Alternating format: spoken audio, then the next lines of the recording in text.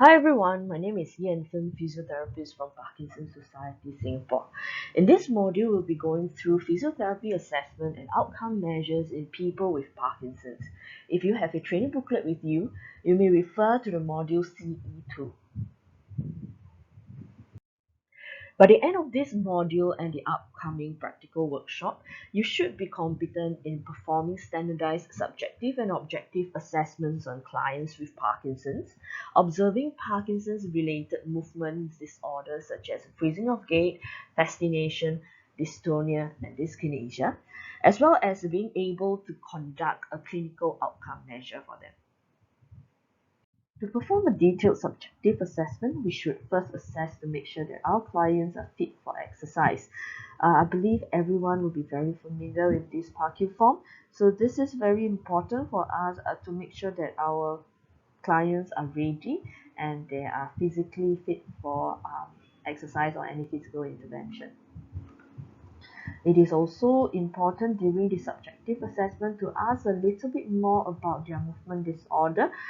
Sometimes our client may describe their movements as being very heavy on one side, especially on one of their limbs, and they tend to trip over one of their leg, or that they find it difficult to swing their leg forward, heaviness in that limb.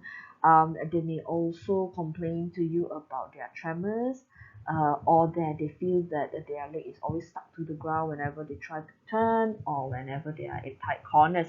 So all these details and descriptions are important for us to gather during the subjective assessment. Next, it is crucial for us to also check in with them regarding their fall history or their near miss fall. I think special mention to really check in their near miss fall, because they may have 10 near miss fall but no actual falls. So it is important for us to also know more about their near miss fall history and details of where they've fallen. What were they doing? Were they multitasking? Were they distracted? Were they talking to someone when they fall?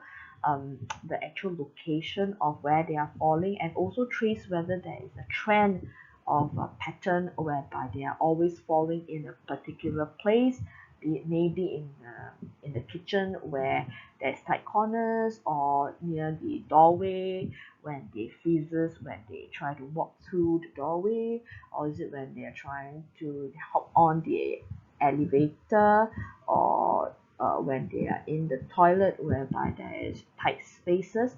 I think all these details is good for us to take note of. It is also important to check in whether is it their on and off time when they fall. Yeah, this will give us good understanding of why they have fallen, and for us to also give appropriate advice to them to reduce the risk of fall. Next, it is also important for us to take note of their Parkinson's medication timing, how many times or how frequently they are taking, and how much of a dosage are they taking as well per day, and the type of medications that they are on. Yeah. Next, it is also crucial for us to know what is their current functional mobility status, whether they require any assistance when they walk or when they stand or when they get off the bed, whether they have a caregiver to assist them, and what sort of walking aid are they using, because sometimes they use different walking aids at home versus when they are in community. It is also good for us to know how their exercise tolerance is, all right, and how much of a physical activities do they usually participate in their everyday life, because this may also be an important factor for us when we are trying to put them in to decide which class to put them in. All right.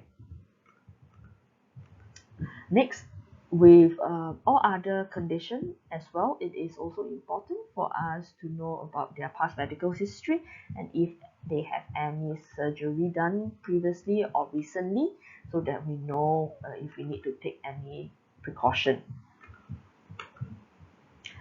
And of course, it is important for us to know a lot more about their freezing episodes. I think this is worth investing a bit more time checking with them asking them about their details of their freezing episodes, whether they freeze when they are trying to initiate a step, or whether when they are turning, or when they are at tight corners, or when they are trying to multitask, or is it during their off period they have a lot of falls or a lot of freezing episodes. I think these are worth checking in and spending some time asking them these questions. And of course, it is important for us to set physiotherapy goals as well, to also ask them what do they would they like to achieve after attending the exercise class. And during the subjective history, there are some questionnaires that we can perform. And this is one of the example, which is the PDQ-8 questionnaire, is to ask about our clients' quality of life with the various category of questioning. And I think previously I forgot to mention that for freezing of gait, we can also do the freezing of gait questionnaire. That will give us a lot more idea about the severity of their freezing and how much it affects their daily life as well. And in this video, we will have a look at how the PDQ-8 is being administered. Okay, so Rima, the following the following questions will help us understand the impact of Parkinson's on your daily life. Okay, so I'm going to read out each questions and I'll give you some options which you will tell me the answer. Okay, so due to having Parkinson's disease, how often during the last month have you had difficulty getting around in public? So the options are never, occasionally, sometimes, often, or always, or cannot do at all. Can you say exactly sometimes? Sometimes, okay, good. So, and how often, due to having Parkinson's, during the last month, have you had difficulty dressing yourself? Is it never, occasionally, sometimes, often, or always, or cannot do at all? Occasionally. Occasionally, yeah. So, have you felt depressed? Depressed? So is it never, occasionally, sometimes, often, or always? Can be either occasionally. Depressed? Depressed never. Depressed never. Never Okay, yeah, never. Yeah. Okay, so all these are based due to having Parkinson's in the past 1 month. Okay, so have you felt embarrassed in public due to having Parkinson's? Is it never, occasionally, sometimes, often, or always? Sometimes. Sometimes, yeah. So have you had problems with your close personal relationships? Is it never, occasionally, sometimes, often, or always? Often. Often. Okay, had problems with your concentration, example when reading or watching TV over the past month due to Parkinson's? Never. Never had any problems. Yeah, good. Have you felt unable to communicate with people properly? Is it often? Yeah. Have you had painful muscle cramps or spasms? Sometimes. Sometimes in the past month due to Parkinson's. Yeah. Okay. Yeah. So that finished. Alright, so this is an example of how we should be performing the PDQ-8 questionnaire. In this video, let's take a look at how the freezing of gait questionnaire is Some administered. questions with regards to your walking.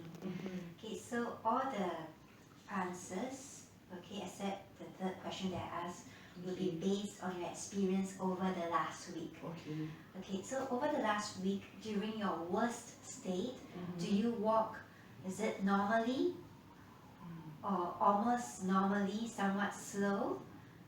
Or is it slow but fully independent? Or need assistance or walking it?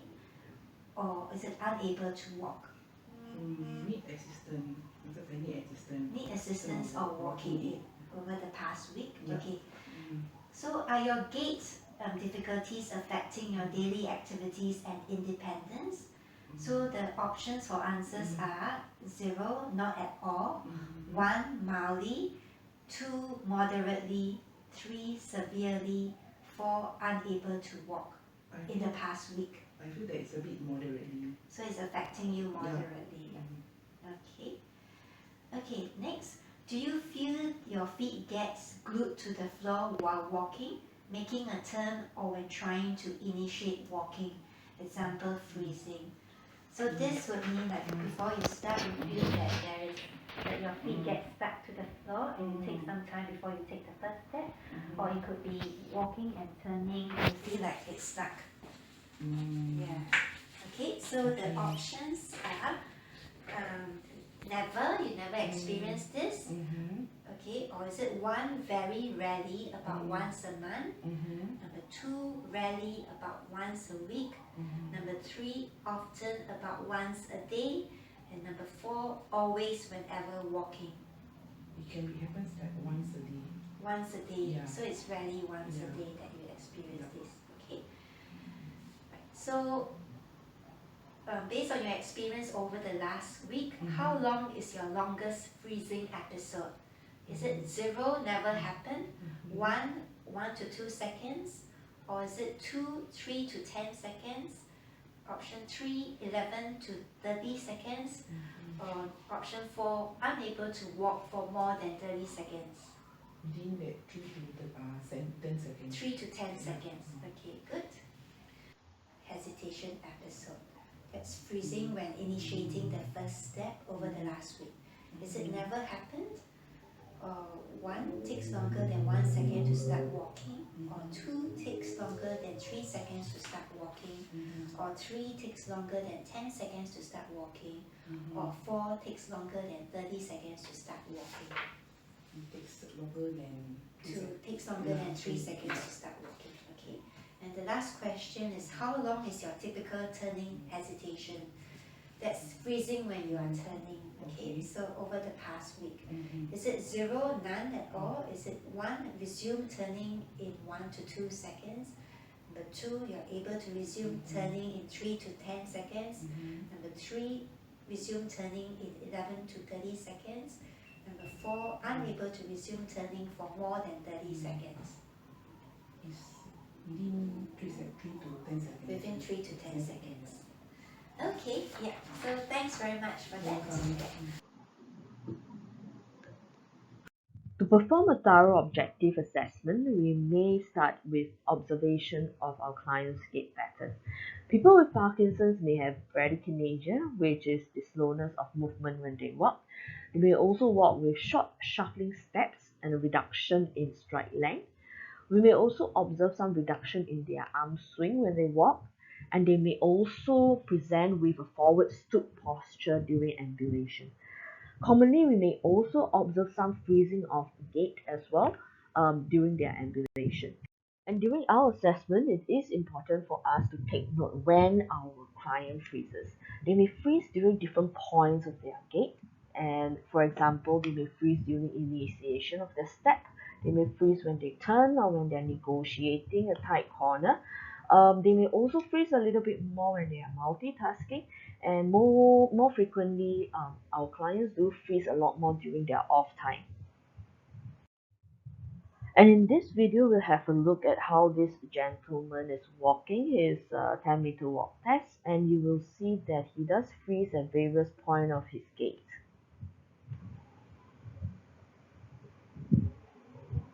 You can see that he's fascinating a little in the midway of his walk.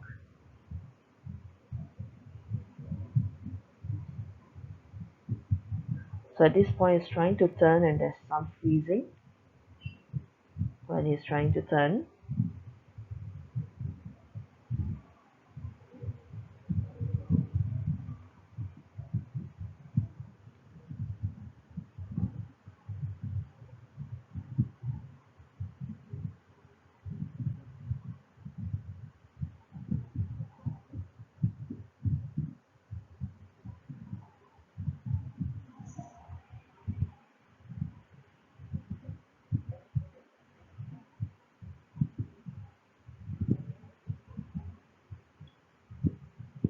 And now he's trying to go through a doorway. You can see that he's freezing a little.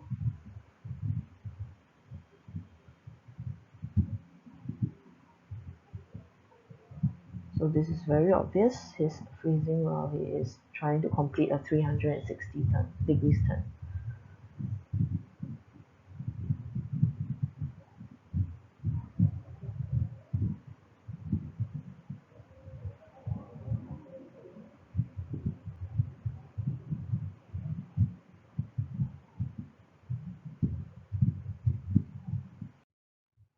During our observation, it is also common to notice that some of our clients do have some resting tremors. You may also observe them having pin rolling movement in their fingers. You may also observe other motor presentations such as dyskinesia and dystonia. Alright, in this video, we have a look at this lady having some dyskinetic movement, and usually for dyskinesia is involuntary, like a writhing movements of your limbs, face, trunk, and they are often Excellent. fluid The and only duct-like. doctor said Have a look at how it looks he like. is found fish from Turkey. I'm very curious. Oh, do you know why? Because I've been in Indonesia and I know mother. That's why I kind of noticed that. I know Turkey. Do you know Turkish that mother? Do you know that? No, no. Oh, they are mother country. And happened I asked her, you look very good. And are you mother? He said,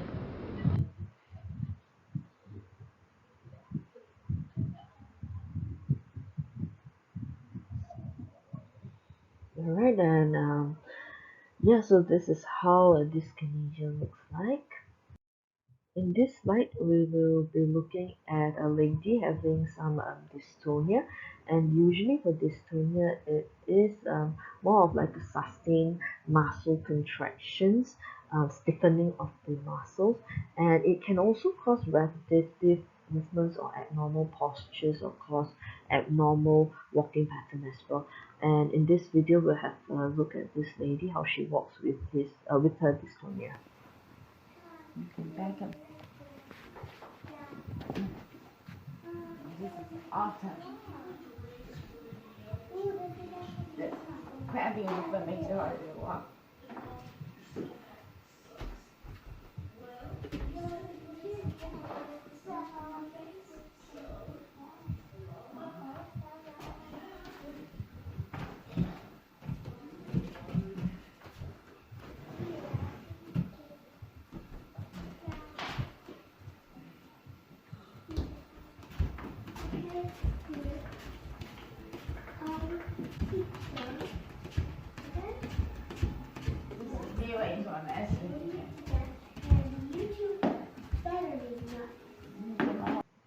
Alright, so this is how dystonia looks like, and dystonia can also occur to the neck as well. Sometimes you will see like a ticking movement, or our client's neck is being in a abnormal position, like stuck in a certain angle.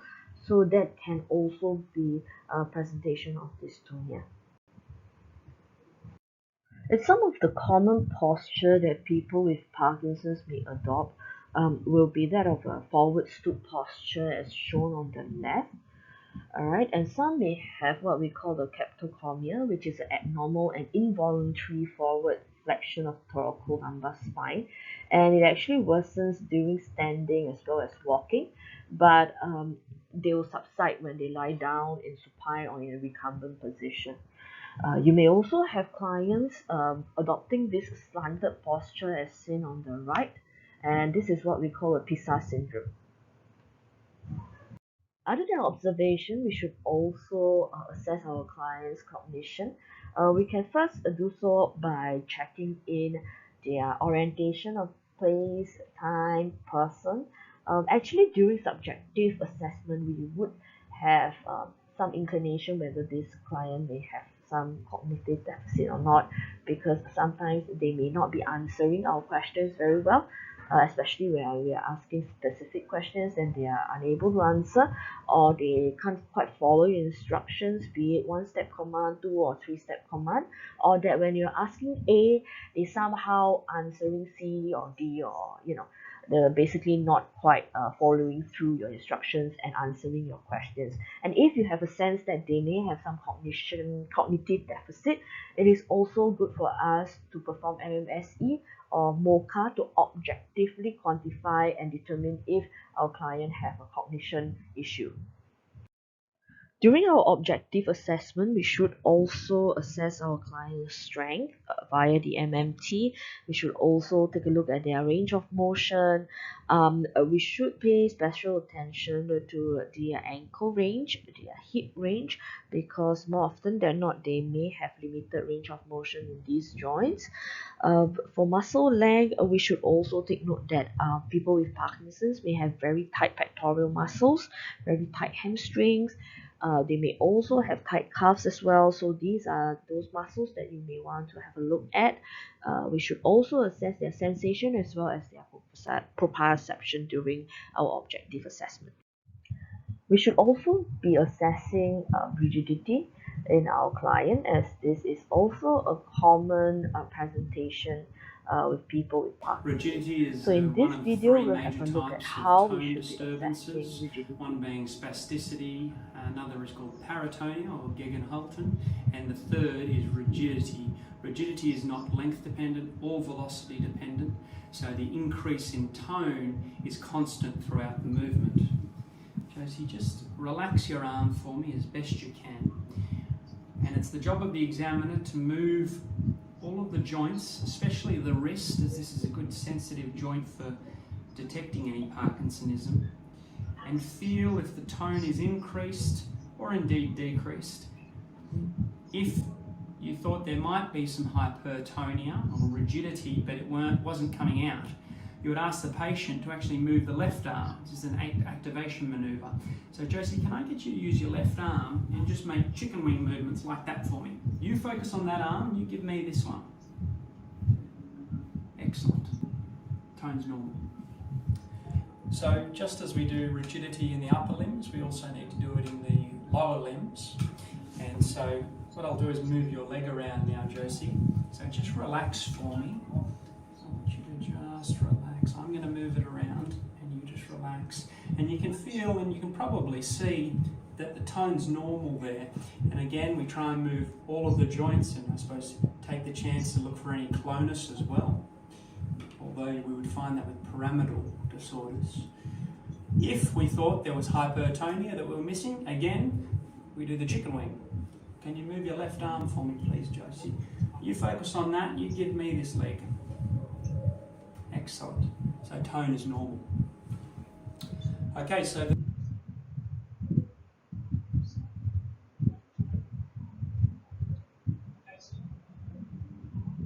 Alright.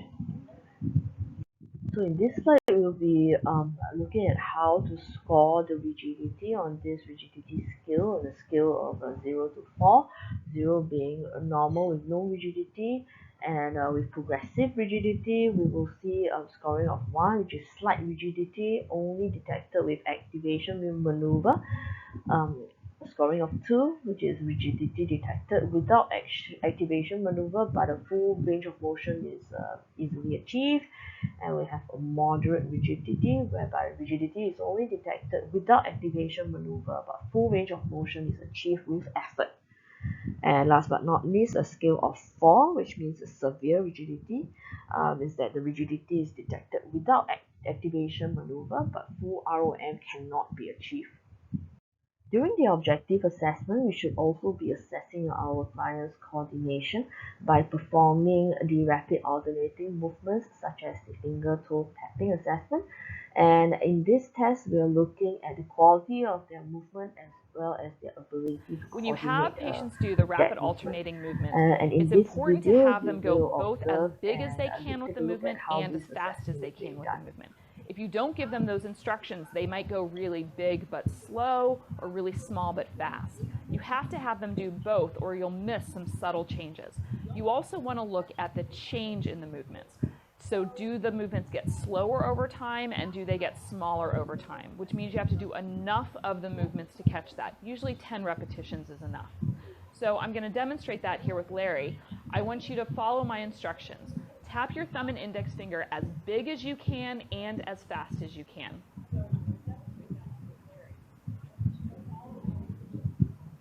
Good. Let's try the other hand. As big as you can and as fast as you can. Very good. You can relax. Okay, so now we're going to try a different maneuver. So sometimes when the patients have arthritis, they can't do the finger taps properly, so there are a couple of different ways that you can do this. One of them is fist open close. So Larry, go ahead and make a fist for me, open all the way, keep going. Big as you can and as fast as you can. Good, and with the left hand the same thing. Big as you can and as fast as you can. Very good. Another movement you can do is pronation supination. With the right hand, put the hand out flat like that, palm up, palm down, as fast as you can.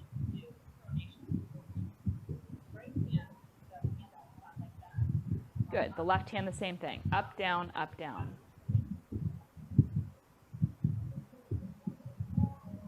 Very good. You can relax.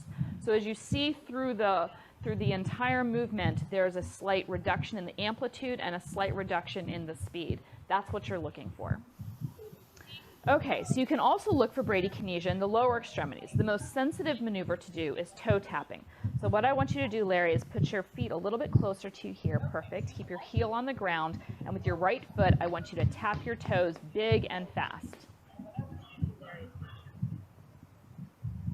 Good, and now let's try the left one. This one's a little harder. Good. That's the most sensitive thing to do for the lower extremities. Another maneuver you can do is heel tap. With the right foot, I want you to tap your whole foot on the ground. And with the left foot, the same thing. Very good. You can relax. You'll notice the toe tap was much more sensitive to picking up those differences. So if you just have to do one, I'd stick with the toe tap. It tends to be a little bit better. So again, the three movements you can do is finger tap, hand open close, and pronation supination. Of those three, the finger tap tends to be the most sensitive movement. The smaller movements in Parkinson's tend to pick up the bradykinesia the most, but it's good to have the other ones available in case, again, you either don't notice it on the finger tap or someone has arthritis, or for some reason you just want to clarify to make sure what you're seeing is really bradykinesia.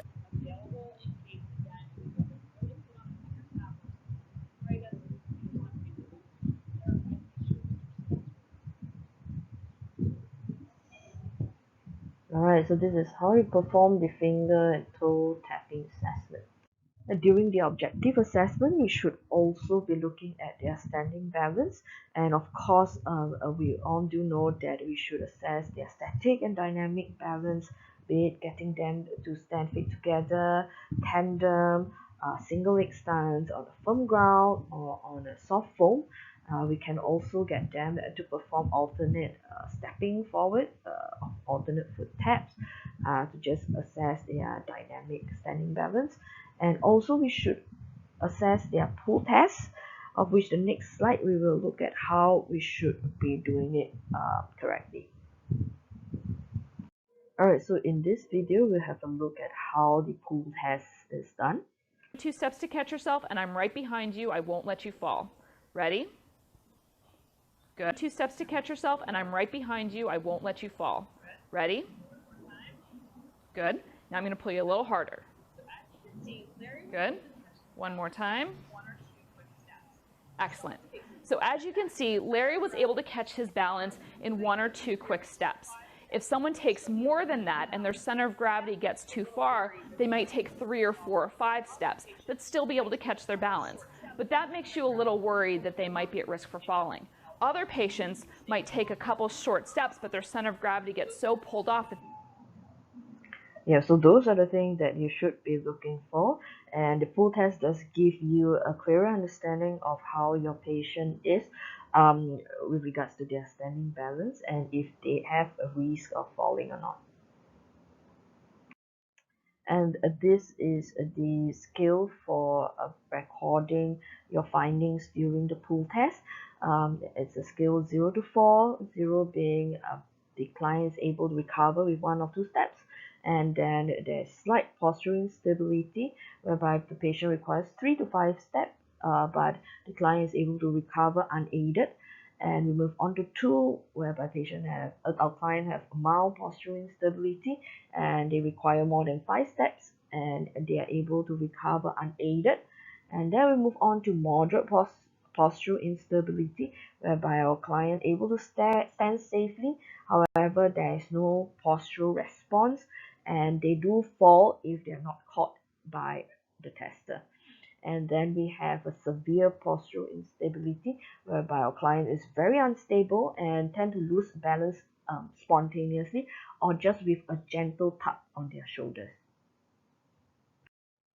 So during the objective assessment, it is important for us to perform a functional performance analysis for our client. You may refer to the assessment testing protocol at the end of the CE booklet.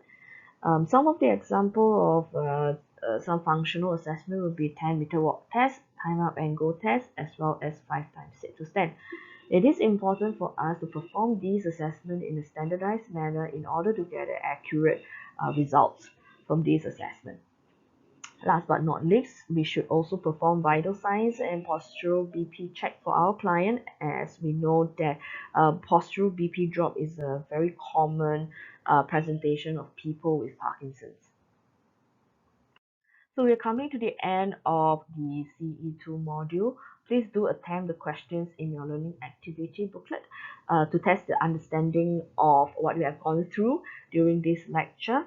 Do complete the case studies as well as the short questions in this segment. Thank you. And these are some of the resources that I've used in this lecture. These are some of the YouTube links that you can have a look during your free time. And with that, I will end off my lecture for CE2 module. Thank you.